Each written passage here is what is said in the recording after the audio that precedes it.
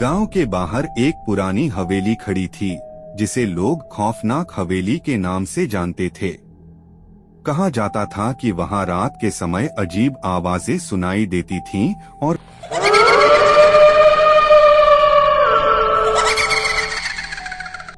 कई लोग मिस्टीरियसली गायब हो चुके थे। गांव के बच्चे हवेली के पास जाने से कतराते थे, लेकिन एक दिन कुछ दोस्तों ने तय किया कि उन्हें उस हवेली का सच जानना चाहिए। सूरज डूबने के बाद 4 दोस्त रवि, सीमा, अजय और निया हवेली के पास पहुंचे। हवेली का दरवाजा चरमराते हुए खुला। अंदर का माहौल भयानक था, दीवारों पर फफूंद और खिड़कियों पर जाले। जैसे ही वे अंदर गए, दरवाजे का पट्टा अपने आप बंद हो गया। सभी की धड़कनें तेज हो गईं। वहां एक पुरानी सी सीढ़ी थी, जो ऊपर के कमरे की ओर जाती थी। दोस्तों ने हिम्मत जुटाई और सीढ़ी पर चढ़ने लगे। ऊपर पहुंचते ही उन्हें एक कमरे से सिसकने की आवाज सुनाई दी।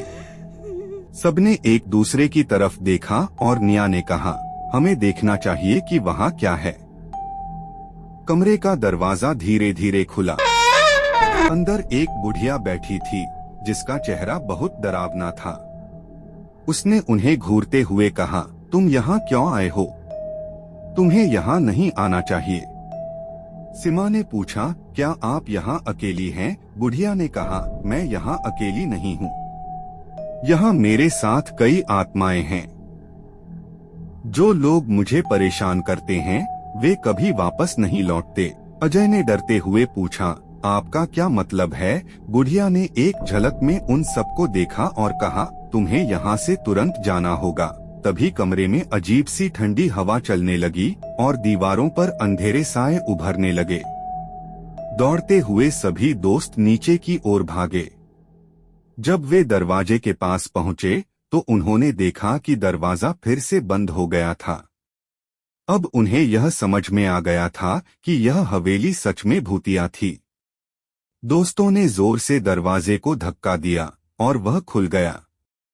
जैसे ही वे बाहर निकले, उन्हें एक खौफनाक हंसी सुनाई दी। गांव लौटते ही उन्होंने सबको बताया कि उन्हें फिर कभी उस हवेली के पास नहीं जाना चाहिए। लेकिन हवेली का रहस्य अब भी गांव के लोगों के दिलों में एक डर बनकर बैठा था।